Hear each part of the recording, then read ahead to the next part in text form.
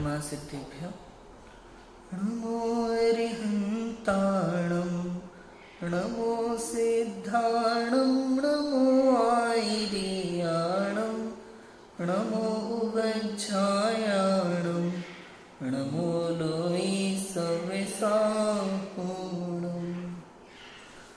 मंगलमय मंगल करण वीतराग विज्ञान नमो ताहि जाति भय अरिहंतादि महान कर मंगल करि हो महा ग्रंथ करन को काज जाति मिली समाज सब पावी निज पद राज। आचार्य कल्प पंडित तोडरमल जी द्वारा विरचित यह मोक्ष मार्ग प्रकाशक ग्रंथ है। अभी हमने मंगलाचरण देखा था। मंगलाचरण में वीतराग विज्ञान को नमस्कार किया। वो वीतराग विज्ञान जिससे अरिहंताधिक महान हुए, अरिहंताधिक अर्थात अरिहंत सिद्ध आचार्य उपाध्याय और साधु परमेष्ठी, जो वीतराग विज्ञान के कारण ही महान हुए हैं, पूज्य हुए हैं। कल पूज्यत्व का कारण हमने देखा था कि किस प्रकार वीतराग विज्ञान के कारण अरिहंताधिक पूज्य हैं। उसके बाद में पंडित तोडरमल जी ने वर्तमान 24 तीर्थंकरों को नमस्कार किया, विद्यमान 20 तीर्थंकरों को नमस्कार किया, जिनवाणी को नमस्कार किया और मुनि आर्यका श्रावक श्राविका की यथा योग्य विनय की। अब आगे आज अरिहंताधिक से प्रयोजन की सिद्धि, उसका प्रकरण चलने वाला है। पेज नंबर 6 है, पेज नंबर 6 पर पढ़ते हैं। देखो, इस प्रकार अपने इष्टों का सम्मान करके मंगल किया है। यहां तक हमने कल पढ़ा था। आगे अब वे अरिहंताधिक इष्ट कैसे हैं सो विचार करते हैं। भाई, इष्ट को मंगल किया, इष्ट को नमस्कार किया, अब लेकिन वो अरिहंताधिक हमारे इष्ट कैसे हैं उसका विचार करते हैं। जिसके द्वारा सुख उत्पन्न हो तथा दुख का विनाश हो उसका नाम प्रयोजन है। प्रयोजन किसका नाम है? प्रयोजन क्या है कि जिसके द्वारा दुख का विनाश हो और सुख उत्पन्न हो। प्रयोजन मतलब होता है जो हम चाहते हैं, जिसकी हमें इच्छा है। तो प्रयोजन क्या है? हम सभी का सुखी होना। हम सभी का प्रयोजन क्या है? सुखी होना प्रयोजन है। ठीक है, तो अब सुखी होने के लिए चाहिए क्या? कि जिसके द्वारा उस प्रयोजन की सिद्धि हो वही अपना इष्ट है। तो सुखी होने का जो हमें मार्ग बताए वो हमारे लिए इष्ट है। सो हमारे इस अवसर में वीतराग विशेष ज्ञान का होना वही प्रयोजन है, क्योंकि उसके द्वारा निराकुल सच्चे सुख की प्राप्ति होती है और सर्व आकुलता रूप दुख का नाश होता है। इस संसार में दुख और सुख ये दो बहुत महत्वपूर्ण बातें हैं। अनंत जीव हैं संसार में, सभी दुख से डरते हैं, सुख चाहते हैं, ये तो पक्का है। लेकिन वो सुख क्या है, कैसे प्राप्त होगा, इसकी खबर किसी को नहीं है। इसकी खोज चल रही है, अनादिकाल से चल रही है, आज भी चल रही है।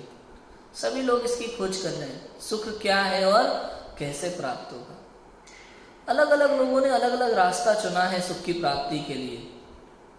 कोई पढ़ाई में सुख खोजता है, तो कोई नौकरी में, तो कोई व्यापार में, कोई विवाह में, तो कोई किसी और काम में सुख खोजता है। उनको लगता है यहाँ सुख मिलेगा, हमें लगता है यहाँ सुख मिलेगा। लेकिन जो भी कार्य करते हैं अंत में दुख ही मिलता है।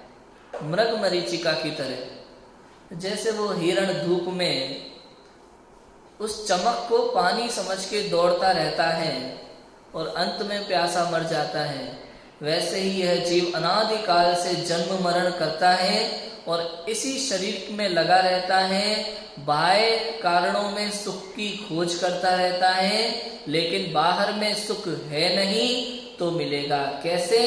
इसलिए दुखी होकर के मर जाता है, फिर नया जन्म लेता है, फिर दौड़ भाग करता है। बाहर में सुख है ही नहीं तो मिलेगा कहाँ से?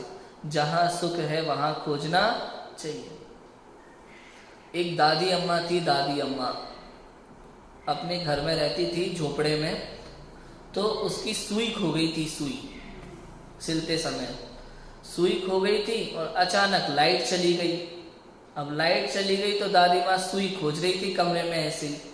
उनका कोई रिश्तेदार आया और उन्होंने दादी माँ से कहा कि दादी माँ क्या ढूंढ रही हो?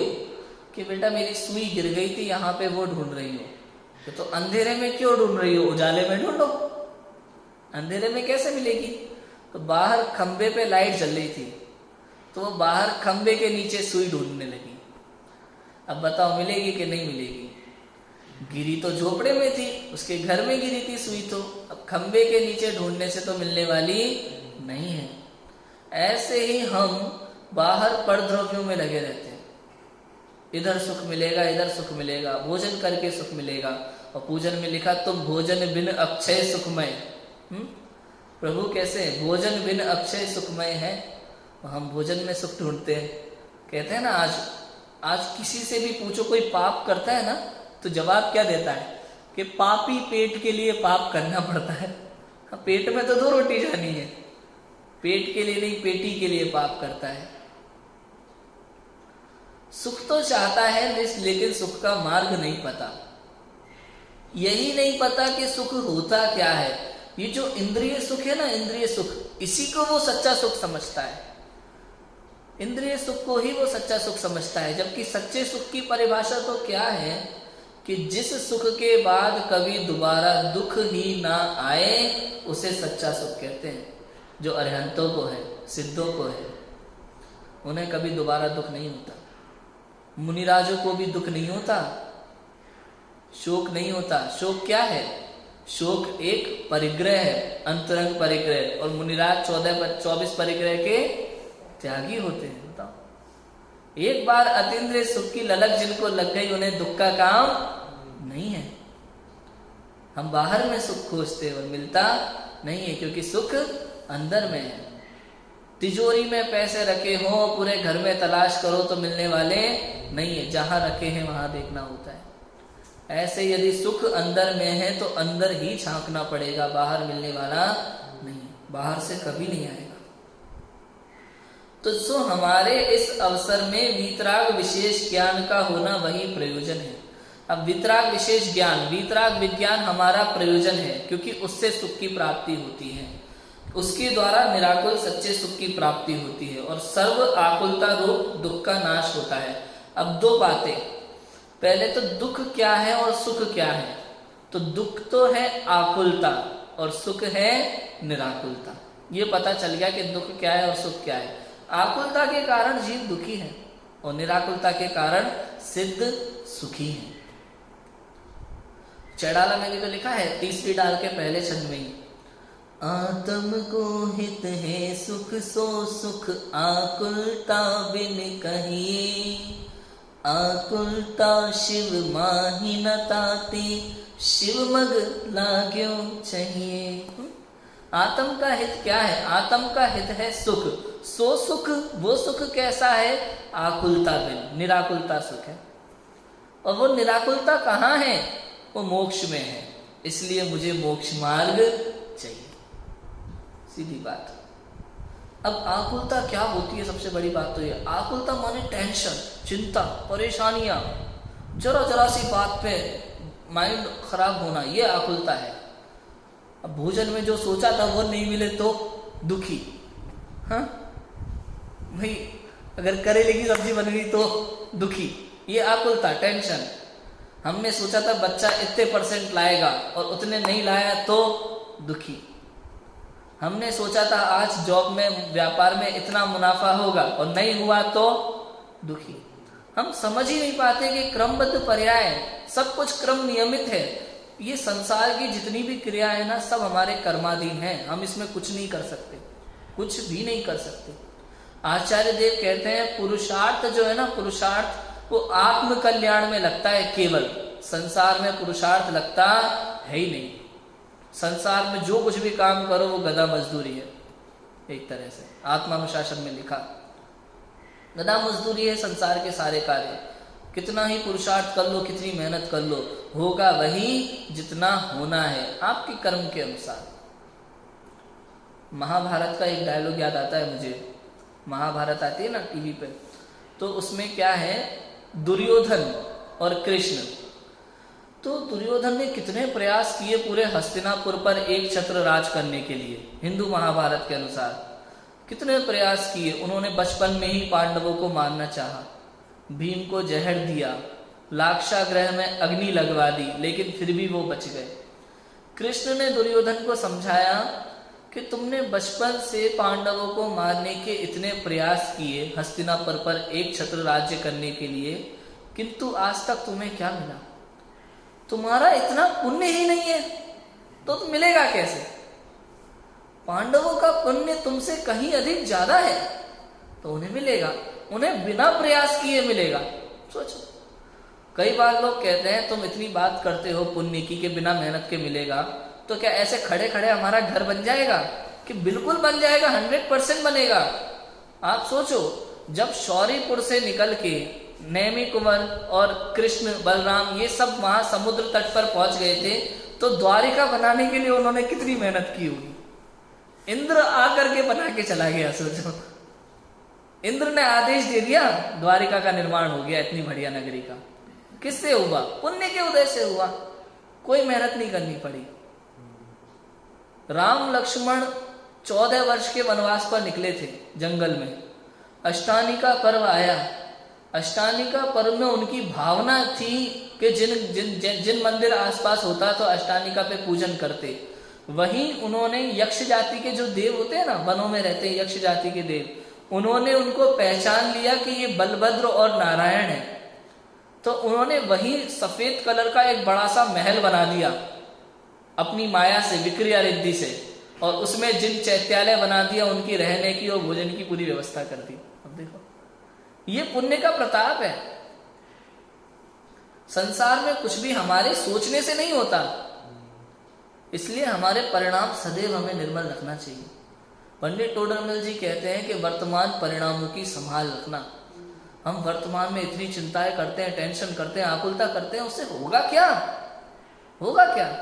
संसार की सारी व्यवस्था तो व्यवस्थित है, अनंत केवलियों के ज्ञान में सब कुछ झलक रहा है, अनंत काल का झलक रहा है। हमारे कुछ करने से कुछ होने वाला नहीं है। जब भी ये चिंताओं की बात आती है तो मैं एक बात हमेशा सबको कहता हूं, भाई जब भी तुम्हें किसी टॉपिक की चिंता हो ना, किसी विषय में चिंता हो, तो 2 बातें सोच लेना कि जिस विषय की मुझे चिंता है उसका मेरे पास कोई समाधान है कि नहीं। यदि मेरे को मेरी किसी समस्या की चिंता है तो मेरे पास उस समस्या का समाधान है कि नहीं, सोच लो, विचार लो। और सोचने पर पता लगता है कि मेरे पास इसका समाधान है, मैं कर सकता हूं, तो चिंता किस बात की? समाधान कर लो अपनी समस्या का, चिंता करने से क्या होगा। और दूसरे तरफ हम सोचें कि मैंने बहुत सोचा, मेरी इस समस्या का कोई समाधान नहीं है। अब जब समाधान ही नहीं है तो चिंता किस बात की?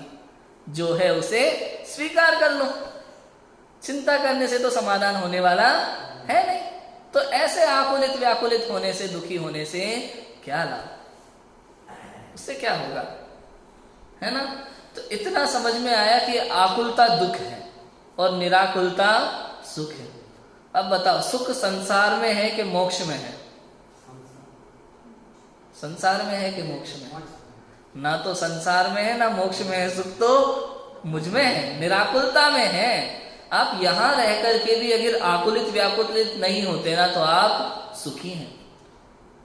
इसी संसार में रह करके दिगंबर मुनिराज सुखी हैं, और इसी संसार में अरहंत परमेष्ठी भी अनंत सुखी हैं। सोचो, संसार सुख दुख का कारण नहीं है। सुख दुख का कारण मेरी अपनी भूल है, मेरी अपनी मान्यता है, मिथ्या मान्यता है, अज्ञानता है कि हमने परद्रव्यों में सुख खोजा, हमने बिना मतलब की चिंताएं की, बिना मतलब की आकुलताएं की, हमने पति पुत्र को अपना माना। ये हमारी भूल है। परिवार, रिश्तेदार, गांव, शहर, कहते हैं ना संसार कितना, कि जितना अपना मानो उतना। मेरी मम्मी, मेरे पापा, मेरा परिवार, फिर मेरा विद्यालय, हमारा मंदिर, हमारा गांव, हमारा शहर, हमारा देश, कितना बड़ा होता जाता है संसार।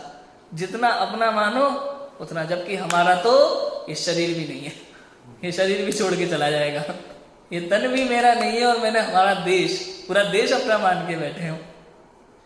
यही तो भूल है, यही तो अज्ञान है। 15 अगस्त आता है, 26 जनवरी आता है, तो कितना उससे गाते हैं, मेरा मुल्क मेरा देश। जब हमारे 10 लक्षण अष्टानिका आते हैं तो हम गा नहीं पाते, अपनी महिमा नहीं आती हमें, अपने पर्व के दिनों में उतना उत्साह से नहीं गा पाते हम। मेरा ज्ञान मेरा दर्श मेरे गुण अनंत, शांति के सुख के आनंद के हैं कंद, इनके बिना तो निसार है आत्मन आत्मन। हम भी उतना गा सकते हैं, अपने गुणों की महिमा आनी चाहिए ना। मेरा ज्ञान मेरा दर्श मेरे गुण अनंत, हमें महिमा ही नहीं आती, मुल्क और देश की आती है, परद्रव्य की महिमा आती है, आकुलता होती है, इसलिए दुखी है। जो मेरा है उसकी महिमा नहीं आती, जो मेरा नहीं है उसके लिए गीत गाते रहते हैं, इसलिए दुखी रहते हैं। उसके द्वारा निराकुल सच्चे सुख की प्राप्ति होती है, किसके द्वारा? वीतराग विज्ञान के द्वारा। अब वीतराग विज्ञान के द्वारा यदि निराकुल सच्चे सुख की प्राप्ति होती है तो हमें क्या करना चाहिए उस वीतराग विज्ञान की प्राप्ति के लिए? ये टॉपिक है कि भाई अगर हमें मैथ पढ़ना है तो हमें मैथ का टीचर ढूंढना पड़ेगा, अगर हमें साइंस पढ़ना है तो साइंस का टीचर ढूंढना पड़ेगा। अब हमें अगर वीतराग विज्ञान चाहिए तो हमें ऐसे व्यक्ति को ढूंढना पड़ेगा जिसके पास वीतराग विज्ञान है। समझ आया? तो यहां अपन ने नमस्कार किया किसको?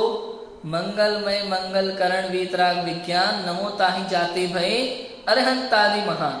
तो किसके पास है वो वीतराग विज्ञान? अरहंतादि के पास, अरहंत सिद्ध आचार्य उपाध्याय और साधु, इनके पास वो वीतराग विज्ञान है, और इन्हीं के पास हमें वीतराग विज्ञान प्राप्त करने का मार्ग मिलेगा, और कहीं।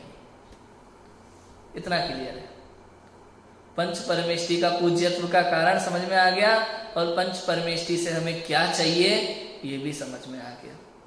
क्यों जाते हैं हम मंदिर, क्यों जाते हैं हम मुनिराजों के पास? कि इसलिए जाते हैं क्योंकि वो सुखी हैं और हमें सुख चाहिए, तो सुख होने का मार्ग वही बता जा सकता है जिसे सुख प्राप्त हुआ है, इसलिए हम उनके पास जाते हैं। अब देखो, अरहंतादिक से प्रयोजन की सिद्धि, उनसे हमारा क्या प्रयोजन सिद्ध होता है और कैसे सिद्ध होता है, इसे डिटेल में लिखते हैं। देखो, पुनश्च फिर से, इस प्रयोजन की सिद्धि अरहंतादिक द्वारा होती है, किस प्रकार सो विचारते हैं। इस प्रयोजन की सिद्धि, किस प्रयोजन की सिद्धि? वीतराग विशेष ज्ञान प्राप्त करने की सिद्धि, या सच्चा सुख निराकुल सुख प्राप्त करने की जो सिद्धि है वो किसके द्वारा होती है? अरहंतादिक के द्वारा होती है। सो अपन उसका विचार करते हैं। अब देखो, आत्मा के परिणाम 3 प्रकार के हैं, संक्लेश, विशुद्ध और शुद्ध। 3 प्रकार के आत्मा के परिणाम हैं। यहाँ संक्लेश माने समझना अशुभोपयोग या पाप परिणाम, विशुद्ध माने शुभोपयोग माने पुण्य का परिणाम, और शुद्ध माने निर्विकल्प अवस्था, आत्मानुभूति वाला परिणाम। तो संक्लेश, विशुद्ध और शुद्ध, ये 3 प्रकार के परिणाम हैं। अशुभोपयोग, शुभोपयोग और शुद्धोपयोग, ये 3 प्रकार के उपयोग। वही बात है ना, वहां तीव्र कषाय रूप संक्लेश है, मंद कषाय रूप विशुद्ध है, तथा कषाय रहित शुद्ध परिणाम है। अब वहां विशेष ज्ञान रूप अपने स्वभाव के घातक जो ज्ञानावर्णादि घातीय कर्म है, उनका संक्लेश परिणामों द्वारा तो तीव्र बंध होता है, विशुद्ध परिणामों द्वारा मंद बंध होता है, तथा विशुद्ध परिणाम प्रबल हो तो पूर्व काल में जो तीव्र बंध हुआ था उसको भी मंद करता है। मतलब अपकर्षण होना कर्म का, कर्म का अपकर्षण जानते हैं कि जैसे मान लो पहले कोई कर्म का बंधन किया, बहुत अशुद्ध परिणाम से किया, बहुत पाप के भाव हुए, और ऐसा परिणाम का बंध हुआ कि ट्रक से टक्कर होगी और हम मृत्यु को प्राप्त होंगे। इतना पूरा बंद हो गया। अब भविष्य में ऐसे निर्मल परिणाम हो जाते हैं, इतनी विशुद्धता बढ़ जाती है, किसी ने हमें जिनमार्ग में लगा दिया, स्वाध्याय इत्यादि में लग गए और इतने विशुद्ध परिणाम हो गए, तो कर्म जो बंधा है वो कटेगा तो नहीं, क्योंकि कर्म की निर्जरा केवल शुद्धोपयोग से होती है, निर्विकल्प अवस्था से। शुभोपयोग से या विशुद्ध परिणामों से कर्म कटेगा तो नहीं, लेकिन उसका अपकर्षण हो जाता है। अपकर्षण माने ट्रक से टक्कर तो होगी, लेकिन वो टक्कर खिलौने वाले ट्रक से होगी, बच्चों की। इतना कर्म का अपकर्षण हो जाता है। मतलब जो बड़े ट्रक से टक्कर होनी थी, और अब क्या होगा कि बच्चा रिमोट कंट्रोल से ट्रक चला रहा है और वो बस पैर पे आके लग जाएगा। इतना पाप का अपकर्षण हो गया। ऐसे ही पुण्य का भी होता है। पहले अभी बहुत स्वाध्याय करते थे, पुण्य परिणाम थे और बहुत अच्छा कर्म का बंध हुआ, इतना बंद हुआ कि 1 करोड़ की लॉटरी लगने वाली है।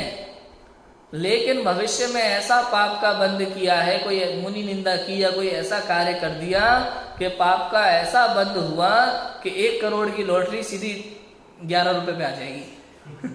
ऐसा हो जाएगा। इतना बड़ा उत्कर्षण और अपकर्षण हो सकता है।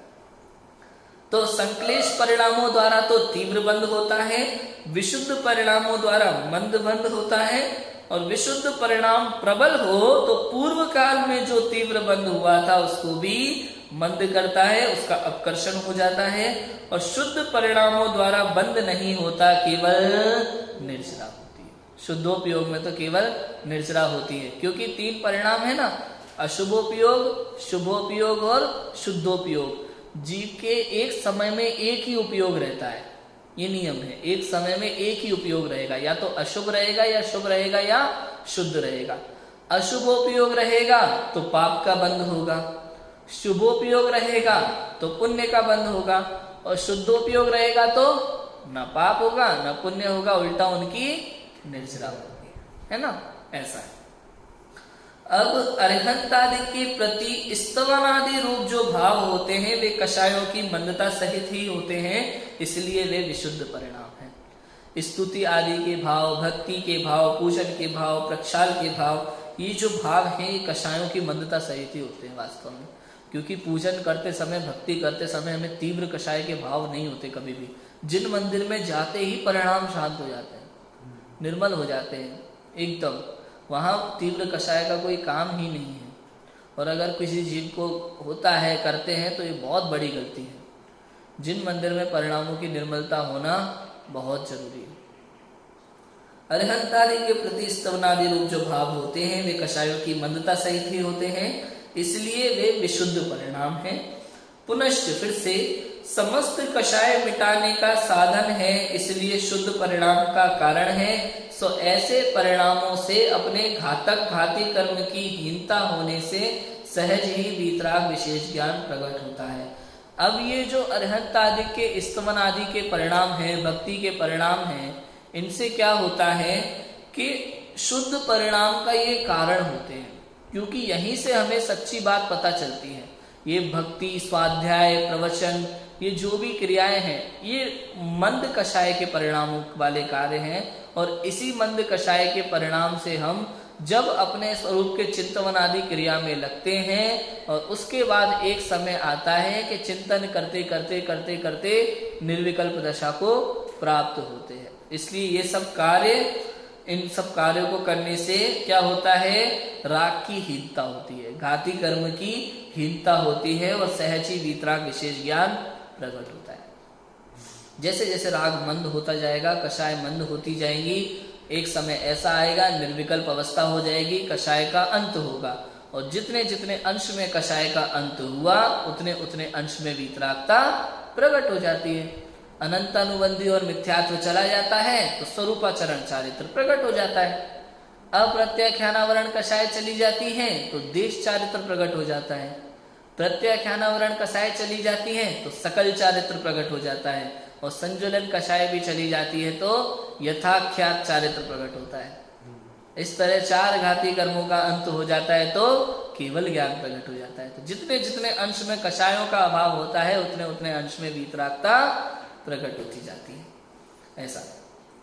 अब जितने अंशों में वह हीन हो उतने अंशों में यह प्रकट होता है।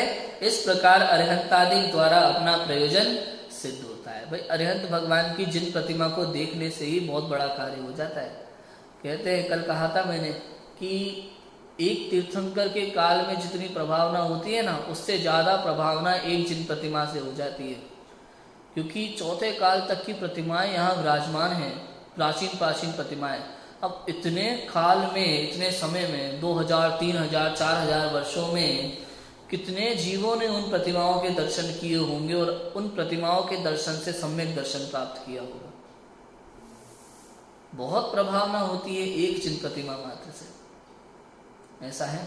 अकृत्रिम चैत्यालयों में नंदीश्वर द्वीप जब जाते हैं, ये अष्टानी का पर्व चल रहे हैं ना, तो अष्टानिका में जब नंदीश्वर द्वीप जाते हैं चारों निकाय के देव, तो कई देव देवियों को सम्यक दर्शन प्राप्त होता है वहां पे प्रतिमाओं के दर्शन करने से। इतनी जिन प्रतिमाओं की प्रभावना होती है। तो इस प्रकार से अरिहंतादिक द्वारा अपना प्रयोजन सिद्ध होता है, सम्यक दर्शन होता है, वीतराग विज्ञान बढ़ता है। ये हमारा अरिहंतादिक से पंच परमेष्टि से प्रयोजन सिद्ध होता है। दिगंबर मुनिराज के पास भी हम वनों में जाते हैं तो वे हमें आत्म कल्याण का उपदेश देते हैं और उस उपदेश से भी जीवों को सम्यक दर्शन की प्राप्ति होती है। कुछ जीव अपनी शक्ति अनुसार संयम धारण करते हैं और मोक्ष मार्ग में आगे बढ़ते हैं। तो इनसे हमें वीतराग विज्ञान अंतर में बढ़ता है, तो अरिहंतादिक से हमारा प्रयोजन सिद्ध होता है। पंच परमेष्टि से इस प्रकार हमारा प्रयोजन सिद्ध होता है। अब अथवा इसके अलावा अरिहंतादिक के आकार का अवलोकन करना या स्वरूप विचार करना या वचन सुनना या निकटवर्ती होना या उनके अनुसार प्रवर्तन करना इत्यादि कार्य तत्काल ही निमित्त भूत होकर रागादिक को हीन करते हैं। तत्काल उसी समय अरिहंतादिक का अवलोकन करना, दर्शन करना। जिन प्रतिमा का दर्शन, अभी तो बहुत लोग दर्शन नहीं समझते ठीक से। दर्शन मतलब बच्चे तो जो होते हैं ना, छोटे छोटे बच्चे, वो क्या करते हैं, जैसे अर्घ की प्लेट लगी होती है ना आगे प्रतिमा के सामने, तो जाते ही सबसे पहले अर्घ पढ़ते हैं, चावल चढ़ाते हैं, 3 परिक्रमा लगी और चले गए, देखा तक नहीं भगवान को ठीक से। ये तक होता है। तो सबसे पहला कार्य जिन प्रतिमा को निहारना, बड़ा आनंद आता है प्रतिमा को निहारने में। निरखो अंग अंग जिनवर की, जिनसे झलकी शांति अपार। बड़ी शांति होती है अंदर में। अंग अंग, उनका अंग अंग मोक्ष मार्ग बताता है, अंग अंग मोक्ष मार्ग बताता है।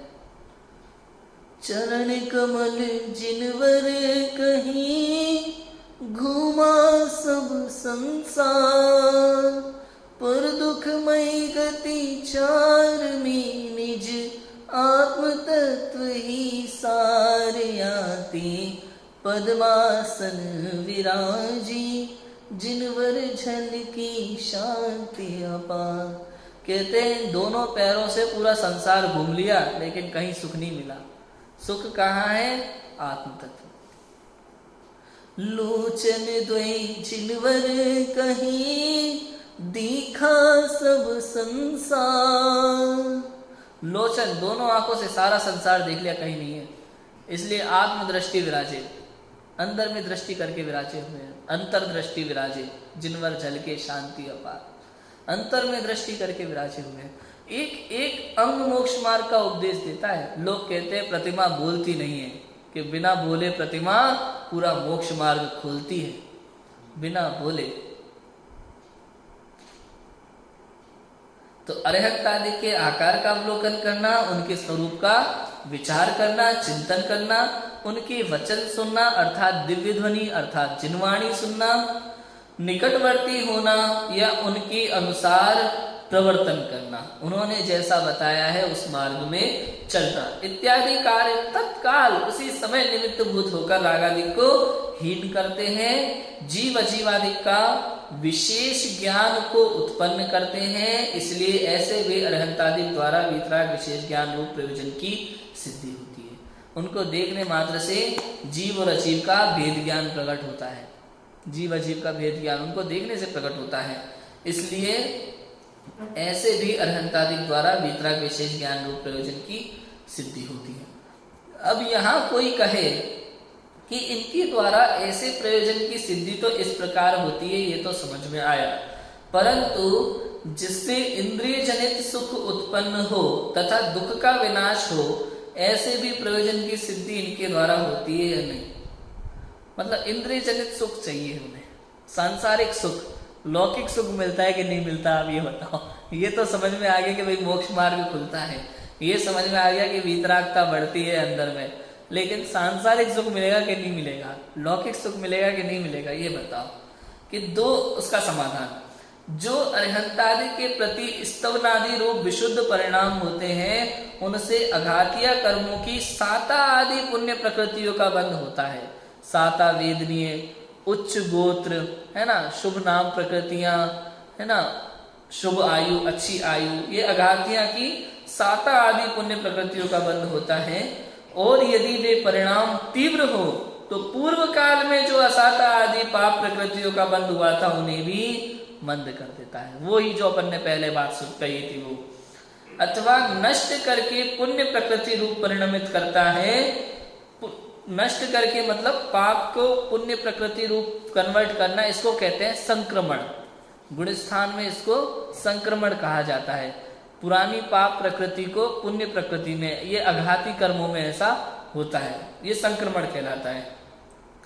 तो और उस पुण्य का उदय होने पर स्वयं इंद्रिय सुख की कारणभूत सामग्री प्राप्त होती है, तथा पाप का उदय दूर होने पर स्वयं दुख की कारण सामग्री दूर हो जाती है।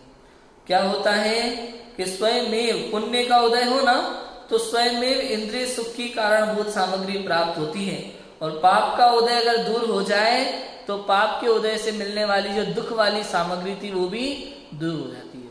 कुछ करना नहीं पड़ता, टेंशन नहीं लेना, परेशान नहीं होना।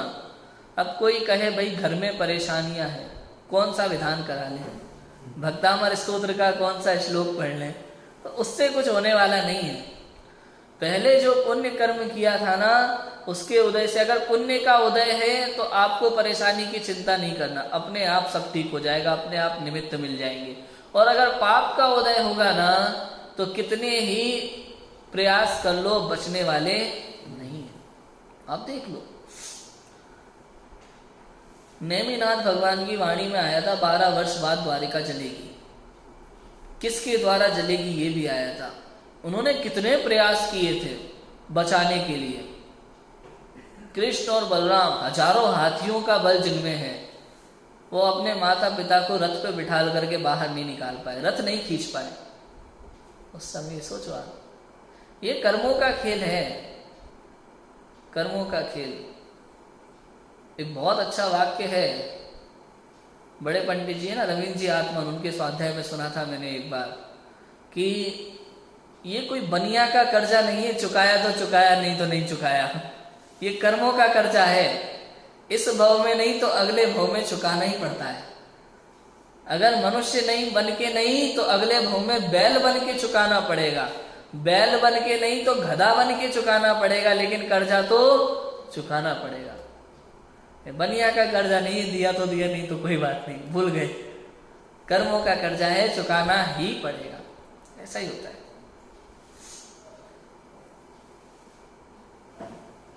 अब इस प्रकार इस प्रयोजन की भी सिद्धि उनके द्वारा होती है। अगर पुण्य का उदय होगा ना तो चिंता करने की कोई बात नहीं है, स्वर्ग से देव आएंगे आपकी सेवा करने के लिए, और आते हैं। देखो तीर्थंकर के कितना बड़ा पुण्य का उदय था, गर्भ में माता को तक तकलीफ नहीं होती। अब सोचो 6 महीने पहले से रत्नों की वर्षा हो रही है कि जिस नगरी में जन्म लेने वाले हैं उस नगरी का कोई व्यक्ति दरिद्र नहीं रहेगा, कोई किसी प्रकार की समस्या नहीं। अमृत डाल जाते हैं अंगूठे के अंदर, स्वर्ग से देव खेलने के लिए आते हैं। अब सोचो कितना पुण्य का कितना खेल है। और पाप का भी ऐसा ही है, पाप भी किसी, कर्म है कर्म, चाहे पुण्य हो या पाप, किसी को नहीं छोड़ता। पाप का उदय ऐसा कि तीर्थंकर का जीव, पुण्य के उदय में इतनी सामग्री मिल रही है तो पाप के उदय में 6 महीने आहार नहीं मिलना, विधि नहीं मिल रही। ये कर्मों का खेल है, कोई नहीं बच सकता इससे, बड़े से बड़ा छोटे से छोटा। ये वैसा वाला सिस्टम नहीं है कि कोई करने वाला हो, कोई हिसाब किताब रखने वाला हो, अपना व्यक्ति है, तीर्थंकर बनने वाला है तो चलो इनको थोड़ा डिस्काउंट मिल जाए, ऐसा नहीं है। ये तो स्वसंचालित व्यवस्था है। राग द्वेष का कोई काम नहीं है, कोई अपना नहीं है, कोई पराया नहीं है, सभी जीव एक समान है। जमीन पे चलने वाली छोटी सी चींटी हो या चक्रवर्ती हो, तीर्थंकर का जीव हो, दोनों के लिए सेम बात है। मोक्ष मार्ग भी दोनों के लिए एक है, संसार मार्ग भी एक है। जितना राग द्वेष रहेगा उतना संसार बढ़ेगा, जैसे जैसे वीतराग परिणाम पड़ेंगे मोक्ष मार्ग लग जाएगा, ऐसा है। अथवा जिन शासन के भक्त देवादिक हैं, वे उस भक्त पुरुष को अनेक इंद्रिय सुख की कारणभूत सामग्री का सहयोग कराते हैं। देखो आगे, जिन शासन के भक्त जो देवादिक है ना, अपने आप आपके लिए सुख सामग्री का निमित्त बना देंगे, यदि आपका पुण्य का उदय होगा तो। सेठ सुदर्शन देखो, उसने रानी ने कितना वो छल किया था सेठ के साथ में, सजा हो गई थी लेकिन तलवार नहीं चल पाई गले पे, फूल की माला बन गई तलवार। सीता ने अग्नि परीक्षा दी, चंदन वाला को कितना कुछ सहना पड़ा। सतियों की कहानी वास्तव में पढ़ने लायक है। तो कहता हूँ अपनी जितनी भी बच्चियां हैं ना, घर में बालिकाएं हैं, बालिकाओं को सतियों की कहानी तो पढ़ाना ही चाहिए। सीता की कहानियां, चंदनवाला की कहानियां, अंजना सती, ये कहानियां पढ़ने लायक है, शिक्षा मिलती है बच्चियों को बहुत, है ना। तो वे उस भक्त पुरुष को अनेक इंद्रिय सुख की कारणभूत सामग्रियों का सहयोग कराते हैं और दुख की कारणभूत सामग्रियों को दूर कराते हैं। जिन भक्त होते हैं वो देव अपने आप आपकी सेवा में लग जाएंगे। और इस प्रकार भी इस प्रयोजन की सिद्धि उन अरहंत आदि के द्वारा होती है। और पाप का उदय होता है ना, तो सेवा में लगे हुए देव भी कुछ नहीं करेंगे, ऐसा भी है। वो थे ना चक्रवर्ती, शुभम चक्रवर्ती, शुभम चक्रवर्ती जो नरक में गए, 7वें नरक में चक्रवर्ती थे, इतना पुण्य का उदय, देवलोक सेवा में लगे रहते हैं इनके प्रति समय। और चक्रवर्ती की भुजाओं में इतना बल होता है कि समुद्र को चीर करके निकल सकते हैं आगे, समुद्र में डूब नहीं सकता चक्रवर्ती, उनकी भुजाओं में इतना बल होता है पूरा समुद्र का पानी हट जाएगा। लेकिन उस सुबोध चक्रवर्ती के भाव क्या हुए उस समय कि उसने नमोकार मंत्र को पानी में लिख करके मिटाया पैर से, और पानी में लिख करके पैर से मिटाया, पंच परमेष्ठी का अपमान किया, पूरे जैन धर्म का अपमान किया और सीधा 7वें नरक में। भाई जितनी ऊंची जगह पे व्यक्ति होता है ना, उसके पाप का उतना ऊंचा फल होता है। एक छोटा चपरासी अगर सिगरेट पीता पकड़ा जाए तो उसके लिए कोई कुछ नहीं कहता। अगर स्कूल का प्रिंसिपल सिगरेट पीता हुआ पकड़ा जाए तो उसकी कितनी निंदा होगी। तो जितने ऊंचे स्थान पे अपन बैठते हैं ना, उसकी उतनी ही निंदा होती है, उसको उतने ही कर्म का फल लगता है। ऐसे ही चक्रवर्ती का पद, इतना ऊंचा पद, और उसने ऐसा कार्य किया। जैन धर्म का भक्त सब कुछ जानता है, समझता है, फिर भी उस समय बुद्धि कैसी हो गई, पाप का कैसा उदय आया कि उसने पंच परमेष्ठी का अपमान किया, सीधा 7वें नरक में। कोई देव, रक्षा करने वाले इतने देव, कोई कुछ नहीं कर सका। फिर पाप के उदय में ऐसा होता है। पुण्य के उदय में चाहे मरने की कगार पे खड़ा हो, अग्नि परीक्षा चल रही है, अग्नि पानी बन जाती है। ये कर्मों का खेल है और ऐसा होता है, विश्वास करने की बात है, करना ही पड़ेगा। जैन शासन है, यहाँ शंका का कोई काम नहीं है।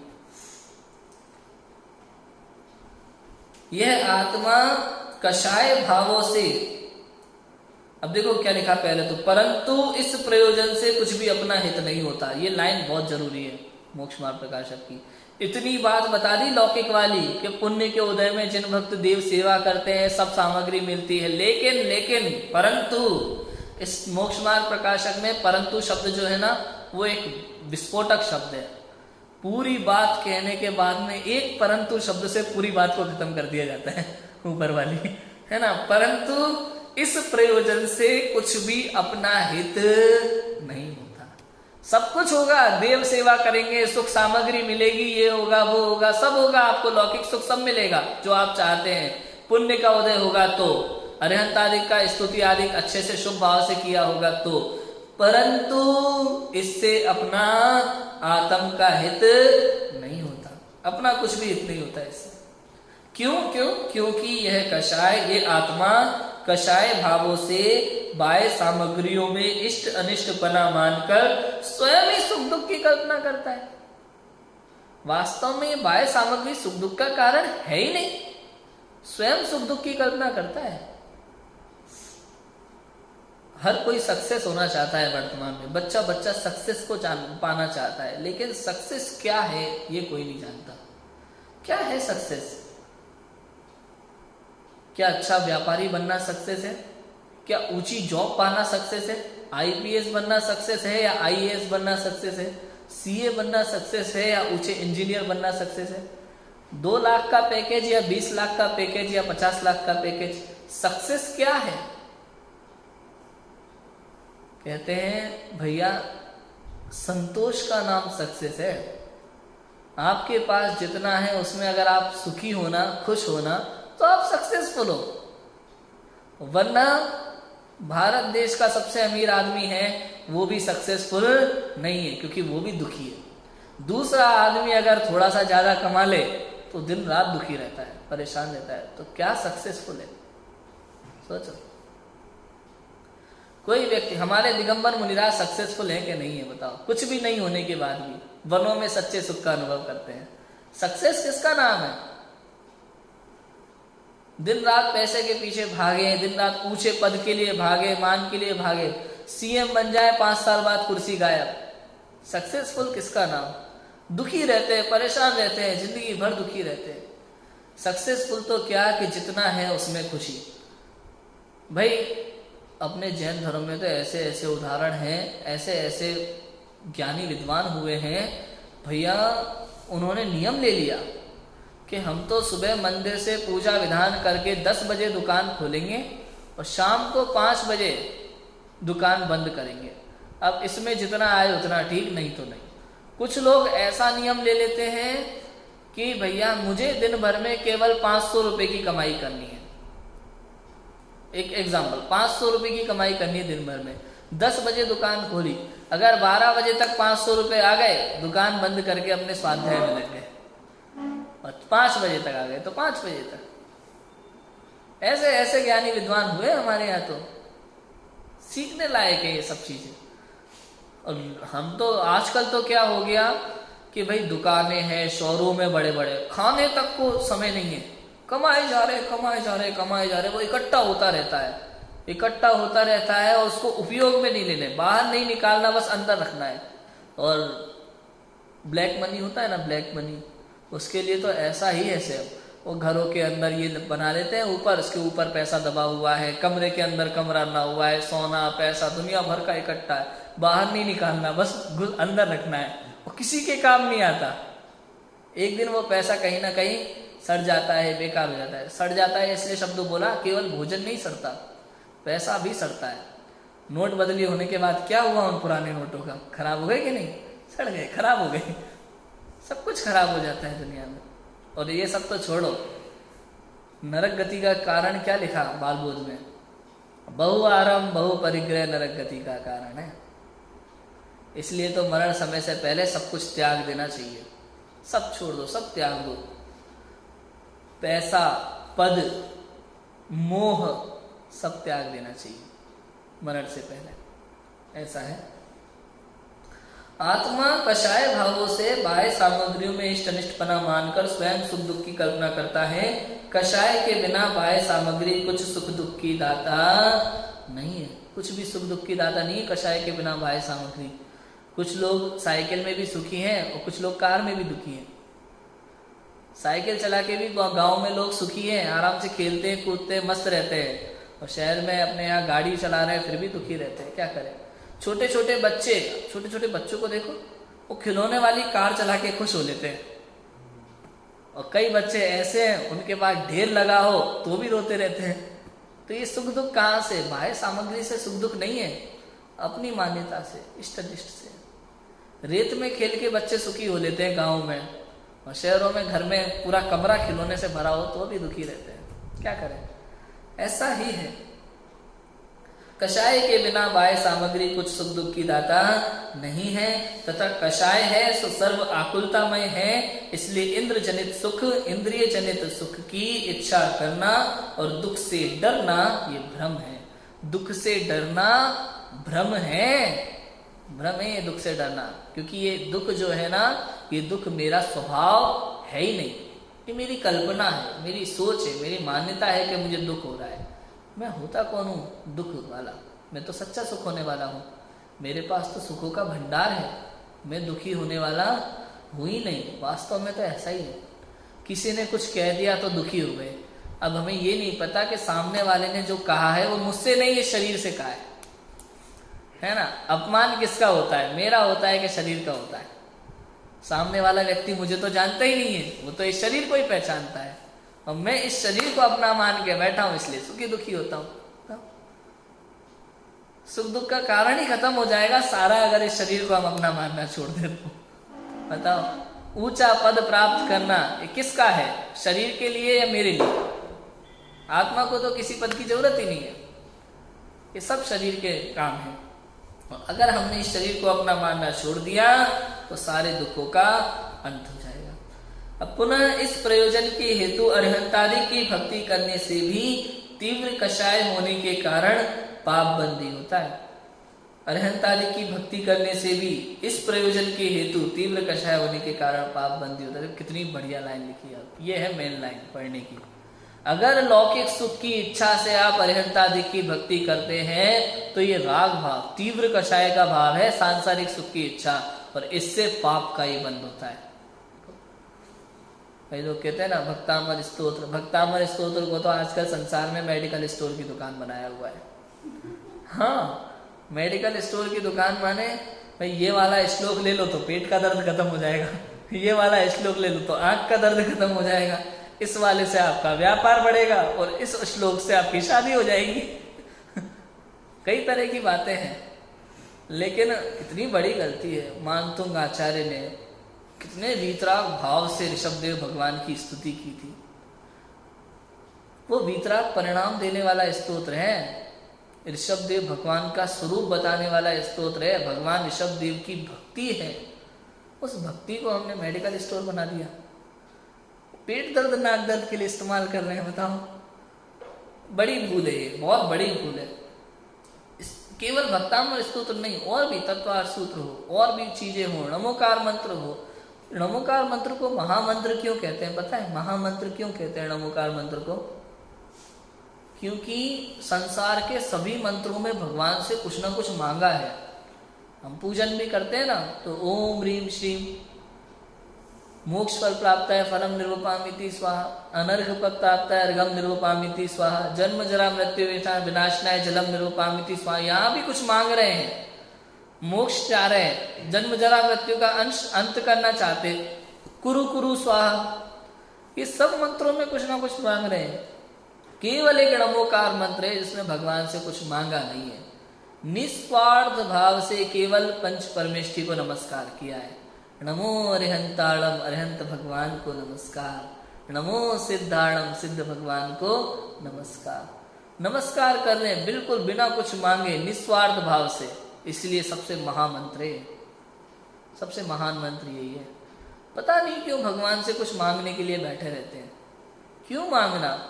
जो भगवान के पास है वो मेरे पास भी तो है, और भगवान तो यही कहते हैं हमेशा। भक्ति है ना,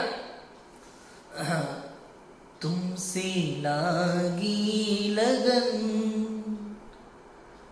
अब हमने कहा भगवान से, प्रभु तुमसे लागी लगन। उधर से क्या जवाब आता है भगवान का? ले लो अपनी शरण।